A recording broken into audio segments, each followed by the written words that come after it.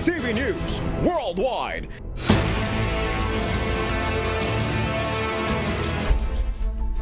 Oy, oy, oy! It's a beautiful Thursday. It's a beautiful day. Hello sa ating mga global correspondent at syempre hello sa ating mga kasambahay sa buong mundo. Salamat sa Diyos sa panibagong araw na kanyang kaloob sa bawat isa sa atin. Time check, ang oras po natin.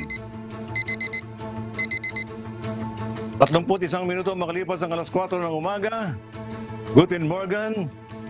Ohayo gozaimasu. Magandang umaga mga kababayan sa Pilipinas at sa iba't ibang panig ng mundo. Ngayon ay araw ng Huwebes, June 29, 2023. Mula sa Dubai, United Arab Emirates, ako si Bert Cerudo. Maghatid sa inyo ng mga umatikabong balita mula sa iba't ibang panig ng mundo. UNTV News Worldwide sa ating global headlines.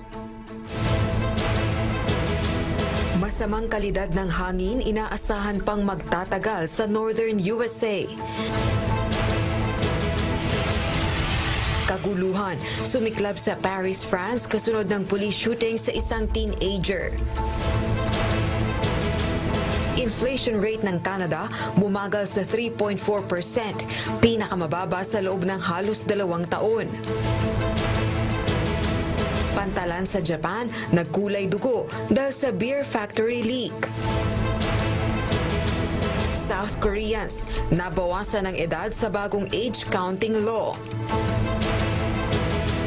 Stranded Filipino pilgrims sa Saudi Arabia, tinulungan ng Philippine Embassy.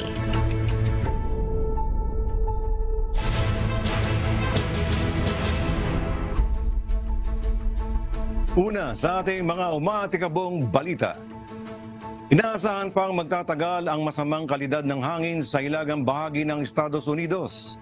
Nasa 80 milyong tao ang nananatiling nasa ilalim ng air quality alerts dahil sa usok na nanggagaling sa Canadian wildfires.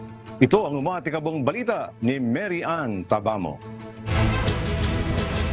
Nababalot ng usok ang Chicago at malaking bahagi ng Great Lakes region sa Estados Unidos dahil sa nagpapatuloy na Canadian wildfires. Bunsod nito, nananatiling unhealthy o banta sa kalusugan ang air quality conditions. Batay sa eCare.com, isang air tracking service, nangunguna ang Chicago at Detroit sa top 3 cities na worst o pinakamatindi ang air quality sa buong mundo. Naglabas na ng air quality alerts ang National Weather Service para sa Northern Eastern Illinois, Northwestern Indiana at buong Southeast Michigan. Epektibo ito sa araw ng Martes at Miyerkules, June 27 hanggang 28. Ibig sabihin, nasa 92 milyon na mga tao sa Amerika ang nasa ilalim ng air quality alerts as of Tuesday evening. Babala naman ng National Weather Service, posibleng manatili hanggang sa mga susunod na araw ang poor air quality sa northern part ng Amerika malapit sa Great Lakes. Samantala, maaari namang makatulong sa pag-reduce o pag-aalis ng pollutants ang indoor air filters kabilang na ang small particulate matter sa wildfire smoke.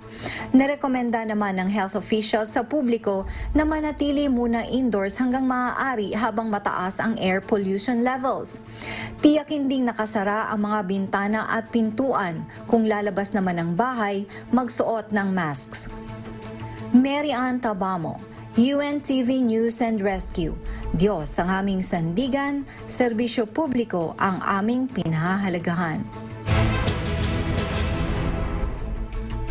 Pumirma sa National Climate Adaptation Strategy ng Ottawa ang mga probinsya at teritoryo sa Canada. Subalit, ayon sa mga kritiko, kailangan pa ng ibayong hakbang upang mas maging resilient ang mga mamamayan sa banta ng climate change. Ito ang umatikabang balita ni Cres Bugaban. Kinumpirma ng federal government ng Canada na suportado ng lahat ng probinsya at teritoryo ang National Climate Change Adaptation Plan nito. Sa gitna ito ng pinakamatinding wildfire season na kinakaharap ng bansa. Inilatag ni Environment and Climate Change Minister Steven Guilbeault at iba pang cabinet ministers at senior federal officials sa Vancouver ang pinal na dokumento. Noong Nobyembre nang ilabas ng pamahalaan ang isang draft adaptation strategy.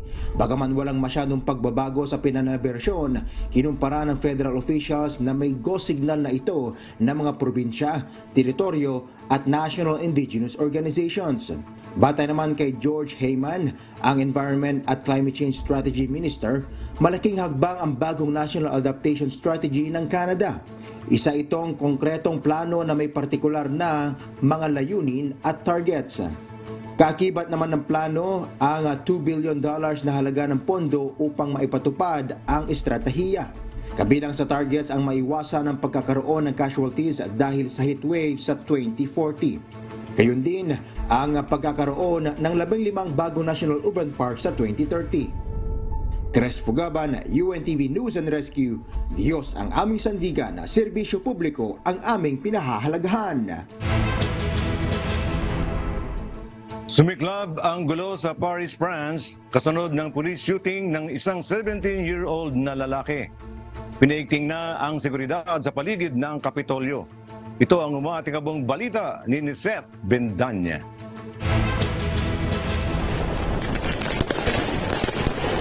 Inanunsyo ng French government ang pagdadagdag ng mga tauhan ng pulisya sa paligid ng Paris at malalaking lungsod. Nanawagan din ang pamahalaan sa publiko na maging kalmado. Ito ay matapos sumiklab ang mga kaguluhan kasunod ng pagkasawi ng isang 17-year-old delivery driver sa isang police check. Batay sa Interior Minister na si Gerald Darmanin, 31 tao ang inaresto, 25 police officers ang nasugatan at 40 sasakyan ang nasunog dahil sa overnight unrest. Umani ng pagbatikos at nagresulta sa pagkabahala sa buong bansa ang insidente kaugnay ng pagkasawi ng teenager. Maging ang soccer star na si Kylian Mbappé at ilang pang prominenteng soccer players nagpahayag ng pagkagalit dahil dito.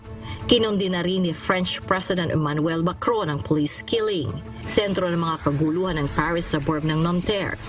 Samantala, nakatitinin na ang police officer na pinaghihinalaang bumaril sa teenager at naharap sa potensyal na manslaughter charges batay sa Nanterre Prosecutor's Office. Ni Seth Bendanya, UNTV News and Rescue. Diyos ang aming sandigan, serbisyo publiko ang aming pinahahalagahan. Humagal ang inflation rate ng Canada sa 3.4%. Pinakamababang antas ito sa loob ng halos 2 taon. Ito ang umatikabong balita ni Bianca Quijano. Bunsod ng matinding pagbaba sa presyo ng gasolina, bumagal sa 3.4% ang inflation rate ng Canada noong May 2023 ayon sa ulat ng Statistics Canada.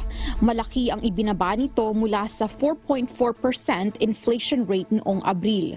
At batay sa datos, ito ang pinakamabagal na antas sa loob ng 2 taon. Bunsod nito, hindi ganun katindi ang dahilan para itaas ang interest rate sa Canada. Sa kabilang nito, patuloy pa rin ang pagkuha at pag-renew ng Canadians ng higher interest rate mortgages. Samantala, tumaas naman ang grocery prices ng 9%. Simula late 2021, mabilis sa pagtaas ang presyo ng mga pagkain. Bianca Quijano, UNTV News and Rescue. Diyos ang aming sandigan, serbisyo publiko ang aming pinahahalagahan. Inihayag ni US President Joe Biden ang kanyang battle plan para sa 2024 election.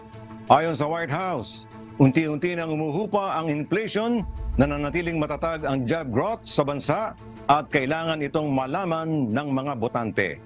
Ito ang umatikabong balita ni Ann Gonzalez. Nais ni US President Joe Biden na iugnay ang kanyang kapalarang pangpolitika sa ekonomiya ng Estados Unidos. Ngayong linggo, nakatakdang ilunsad ng White House ang kampanyang Bidenomics, kung saan sentro ang post-pandemic resurgence ng Amerika. Right, is a vision about growing the economy from the middle out, the bottom up. You hear us say that over and over again because we believe that trickle-down economics does not work, and we have seen that over and over and over again. Layo nitong kumbinsihin ang publikong nasa mainam na ang sitwasyon ngayon ng ekonomiya ng bansa.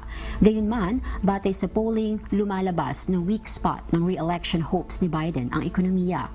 Isinisisi rin ng Biden administration sa pandemya at Ukraine war ang mataas na presyo ng gasolina, tumataas na halaga ng pagkain at iba pang cost of living expenses. Giit nito, wala sa kontrol ng American President ang dalawang isyung ito. Noong nakalipas na summer, nang maabot na inflation ng Amerika ang 40-year high, dahilan upang maapektuhan ang approval ratings ni Biden. Batay din sa Grand Old Party o GOP rivals ni Biden, pinahina nito ang paglago ng ekonomiya ng bansa. Nananatiling matatag ang job market sa Amerika habang bumababa na ang inflation sa nakalipas na taon, kombinasyong hindi inaasahan ng maraming economic analysts. Ibinababa rin ng multinational financial services firm na Goldman Sachs ang posibilidad ng recession sa Amerika sa 25% mula sa 35% para sa susunod na 12 buwan. Ann Gonzalez, UNTV News and Rescue. Diyos ang aming sandigan, serbisyo publiko ang aming pinahahalagahan. Nahaharap sa US bankruptcy test ang $8.9 billion na halaga ng talc settlement ng Johnson & Johnson's. Ilang dekada nang nahaharap sa paglilitis ang kumpanya, bunsod ng aligasyong nagdudulot ng kanser ang talc products nito. Ito ang umatikabong balita ni Noni Ramos. May alok na $8.9 billion o 493 billion pesos na settlement ang kumpanyang Johnson & Johnson o J&J para sa libu-libong naghain ng kaso laban sa kanila. Mayroon daw umanong asbestos ang kanilang talc products na nagdudulot ng mesothelioma, ovarian at iba pang types ng cancers. Sa gitna ng mga reklamo, naghain muli ang J&J Subsidiary Limited Management ng bankruptcy claim. Nag-file na ng bankruptcy ang J&J Subsidiary LTL Management noong Abril. Ngunit hindi ito inaprobahan dahil hindi naman umano naghihirap financially ang kumpanya. Samantala, tutol dito ang cancer victims dahil paraan lamang umano ang bankruptcy settlement upang maiwasan ng J&J ang mga kasong kinaharap sa korte.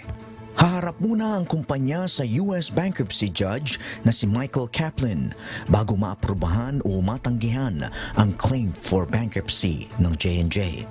Noni Ramos, UNTV News and Rescue. Diyos ang aming sandigan, serbisyo publiko ang aming pinahalagahan. Nagkulay dugo ang tubig sa isang pantalan sa Japan, dahilan upang maalarma ang mga residente. Humingi naman ng paumanhin ng Orion Breweries, isang beer factory, dahil nag-leak ang isang food coloring dye sa ilog, dahilan upang magkulay pula ang tubig sa pantalan. Git naman ng kumpanya, hindi ito banta sa kalusugan. Nagsorry ang beer factory dahil sa idinulot na pagkabahala ng insidente sa mga residente ng Nago City sa Okinawa.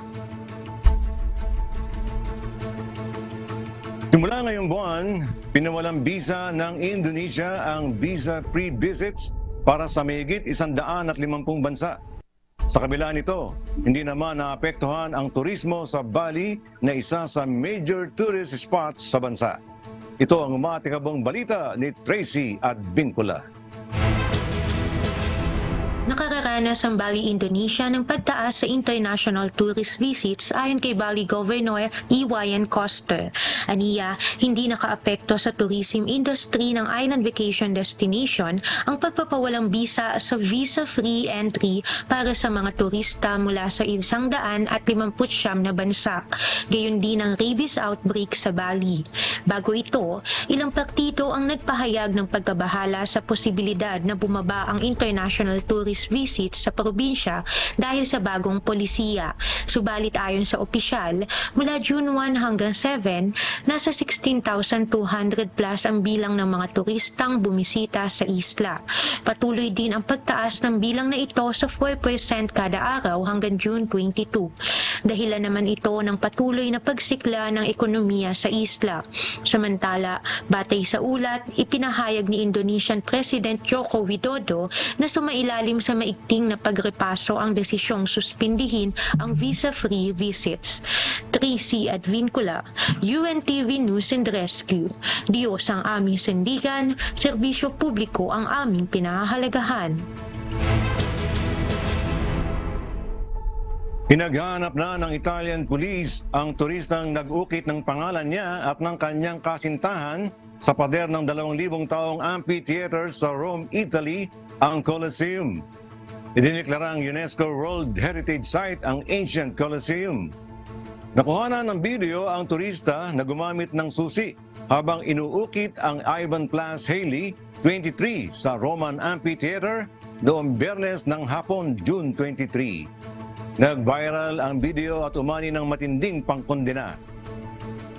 Kung mahuhuli, naharap ang lalaki sa multang nagkakahalaga ng 15,000 euros o mahigit 906,000 pesos at hanggang 5 taong pagkabilanggo.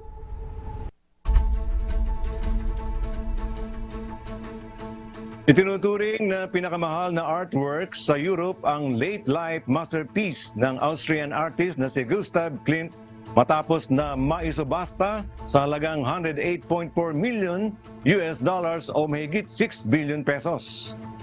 Naipagbili ang Dame Mid Pasher o Lady with a Fan sa isang buyer sa Sotheby's pagkatapos ng 10-minute bidding war para sa hammer price na 74 million pounds. Kabilang naman sa mas mataas na final figure ang charge bukod sa sale price na kilala sa tawag na buyer's premium. Hit na mas mataas ang sales price sa pre-sale estimate na 80 million US dollars o 4.4 billion pesos. Nabawasan ng edad ang South Koreans matapos na pawalang bisa ang tradisyonal na age system. Simula June 28, epektibo na ang bagong age counting law sa bansa. Ito ang umatikabong balita ni Amiel Pascual. Naging mas bata ng 1 o 2 taon ng South Koreans matapos na pawalang bisa ang traditional age counting system sa bansa. Sa pag-iral ng bagong batas simula June 28, araw ng Miyerkules, ang international age na lamang o ang mismong araw ng kapanganakan ang gagamitin ng mga Korean. Ang South Korea ang huling East Asian country na gumamit ng isang pamamaraan ng pagkalkula ng edad.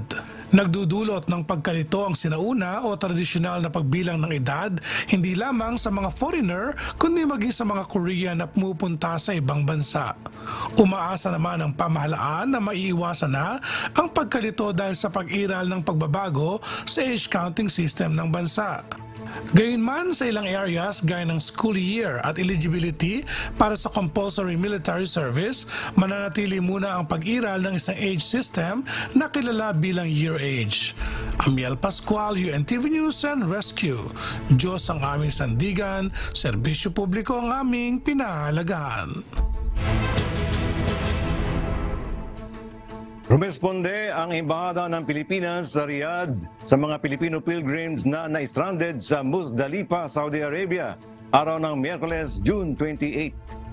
Sa gitna ng matinding init ng panahon, daan-daang libong Muslim pilgrims ang nagtungo sa annual Hajj pilgrimage kung saan napaulat ang mga kaso ng sunstroke at heat exhaustion. Agad namang nanawagan ang Embahada sa Saudi authorities, kabilang na ang Ministry of Hajj and Umrah at local ambulance services na rumesponde sa sitwasyon. Nakarating na ang response team ng Philippine Embassy sa Muzdalipa upang tulungan ang mga kababayan. Nai-transport na rin ang mga ito sa Mina. Nakikipag-ugnayan ang Philippine Embassy, Philippine Consulate General sa Jeddah at migrant workers offices sa Saudi authorities upang matiyak ang kaligtasan ng kapakanan ng Pinoy pilgrims.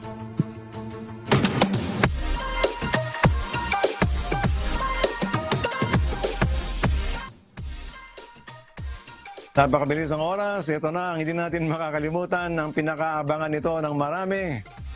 Pwede bang bumati? Siyempre naman, pwede. Narito ang pagbati mula sa ating kababayan. Ako po si Isabelita Biyahe, nakatira po sa Burlington. Binabati ko po lahat ng kapatid ko at binabati ko rin po yung aking dalawang hipag na narito sa Canada. Isa po yung nasa Toronto, si Ate Piling Clavero, si Sining, ang palayaw si Presi, at saka ang mister ko po, binabati ko po. At ang aking mga anak po na si Jason, ang kanilang pamilya, si David, ang kanilang pamilya, at saka po si Kevin. Ayun, binabati ko ang lahat ng taga-subaybay ng UNTV News Worldwide sa buong mundo. At siyempre, pagbati sa ating mga kaibigan dito sa Abu Dhabi. Magdiriwang sila ng kanilang Sabbath anniversary. Itong buwan ng June. Happy Sabbath anniversary kila Brad Judens Alcalde, Brad Francis Francesco, Brad Carlito Calyado, Sis Pelbet Tolomoro, Sis Josephine Galano, Sis Fatima Yamagishi, Brad Wilson Aluad, Sis Vicky Santos, Brad Fernando Balben, Sister Tess Flores. At siyempre sa mga taga-subaybay natin sa Pilipinas, hello at pagbati kay Apong Mading at kay Darang Aida dyan sa Magalang Pampanga, sa Alboroto family, at sa ating mga kaibigan dyan sa Calle Pogi, si Mr. Adelardo at saka si Miss Josepina Cañada. Binabato rin po si Brad Resty Reyes, Sis Baby at sa kanilang anak na si JC. Nandito po sila ngayon. Salamat sa Diyos sa pagkakataong makasama sila sa kanilang pagdalaw sa amin dito sa UAE. Napakasaya. Ganon din pagbati kay Sis Pau, Sis Mary Ann. Masaya ang pagkikita ng mukha dahil ito ay may pakinabang siyempre. Hello kay Brad Alan and Sis Marinel Lumba, Brad Jaime and Sis Seth Rivera dyan sa Murur, Abu Dhabi, UAE. Mga bago nating kapatid. Hello kay Sis Tess, sa aking mga anak Nico, Eileen, Shasha, and Andrew. At happy birthday kay Peter Reyes. At syempre sa ating mga barkada dito sa Alcos. Kay Brad Dondi, Brad Ed, Brad Henry, Brad Ronel, Brad Ruben, Alcos DRRT at sa maintenance team. Ayan. At tawagin ko na. Amigo Sherwin. Hello. Ano ba ang inyong mga umahataw na balita dyan sa Pilipinas? Yes, Tata Bird. Good morning. Solo flight ka ngayon. At solo flight Oo, tama ba yung narinig ko kanina? Matindi ang init dyan sa lugar mo, kaya hindi ka naka-coat ngayon. Oo, amigo Sherwin. Kasi daytime dito ay umaabutan, nagre-range ng 44 degrees to 50 degrees ang temperatura. Ako, nasa labas din ako, nag-work ako, no? Kaya natamdam ko yung parang mas madali kang mahapo, madali kang mapagod, maghihingaling ka. Ngayon ay night time, ang temperature dito ngayon na amigo Sherwin is 34 degrees. No, kaya sabi ko nga, meron akong dalawang electric fan dito na bumubuga sa akin. Pero ganun pa rin, tumatagak-tak ang pawis ko, amigo. Pero madaling araw ngayon dyan, di ba, Tata Bert? Tama? Oo, tama. Dito ngayon ay alauna ng madaling araw. Oo, alauna. Pero napaka-init, no? 34. Tsaka walang hangin eh. Kaya nga dito mahalaga na magkaroon tayo talaga. Dito kasi mayroong batas na pagka daytime, pagka tumitindi talaga ang init ng temperatura, meron talagang kumbaga parang yung trabaho nila yung 1 to 4 rest. Instead na straight na 8 hours, hindi na ginagawa yon. Stop ng 1 to 4, tapos magtutuloy na lang pagka gabi na. At least, kumbaga, wala sa ilalim ng araw, amigo. Ayun. Dito naman sa atin kahapon ganda-ganda ng panahon. Bigla namang buhos ng malakas na ulan. Lalo na dito sa bahagi ng San Pedro hanggang dito sa Calamba, Laguna. Kaya may ilang mga bayan o lugar dito sa atin binaha dahil malakas na ulan, tapos may mga pagkulog at pagkidlat pa. Anyway, isa sa mga balita natin, laman ng ating humahataw na balita ngayong umaga, itong pagpapalakas ng turismo dito sa ating bansa. Bago na yung slogan natin ngayon hindi na yung it's more fun in the Philippines. Ang slogan natin ngayon na bago na inilabas ng Department of Tourism at ang ating Pangulong Bongbong Marcos Jr. ay yung Love the Philippines. Ayan. Kaya tiwala ang ating gobyerno na mas maraming mga turista ang pupunta dito sa ating bansa at magiging tourism powerhouse ang Pilipinas dito sa buong Asia sa gitna ng mga hamon na kinakaharap ng ating bansa, Bert. Oh, very exciting yan, amigo. No? Dahil ang Pilipinas naman ay kilala sa mga magagandang mga beaches. Talagang maipagmamalaki natin ang Boracay. At ngayon, meron pa tayo mga iba't ibang mga panig pa dyan, lalo sa parte ng Mindanao. Na meron kasi dito mga nakakausap ko talagang pinupuntahan nila yan. Lalo na yun sa Amang Pulo, ano? Dito dyan sa Palawan. Kilala din dito yan, ano, amigo.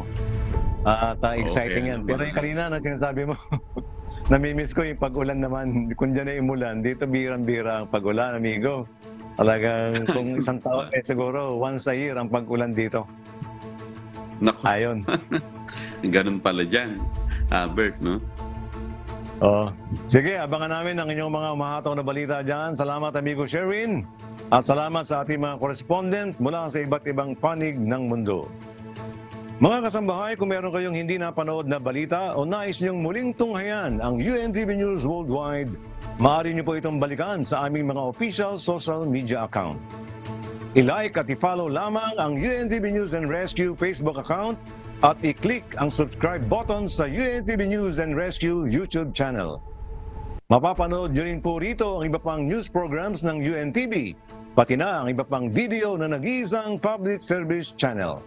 Kaya tara na, subscribe, like, and share. At narito ang mga salita ng Diyos na maaari nating baunin sa pagpapatuloy ng araw na ito.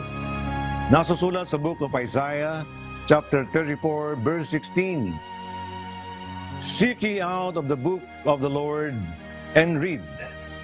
No one of these shall fail, no one shall want her mate. For my mouth it had commanded, and his spirit it had gathered them.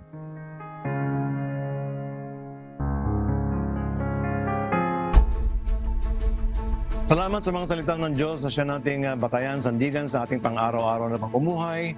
At sa ating mga kasambahay, lagi po natin lakipan ng panalangin ang ating bawat paggawa. At yan po ang mga umatikabong balita sa iba't ibang panig ng mundo ngayong umaga ng Huwebes, June 29, 2023. Susunod na ang programang Hataw Balita Pilipinas sa UNTV at sa UNTV Radyo La Verdad 1350. Sa ngalan ng lahat ng bumubuo ng UNTV News and Rescue at ng UNTV Radyo La Verdad 1350, mula sa Dubai, United Arab Emirates, ako si Bert Cerudo. Dito sa UNTV at sa UNTV Radyo La Verdad 1350, Diyos ang aming sandigan, serbisyo publiko ang aming pinahahalagahan. Maraming salamat po.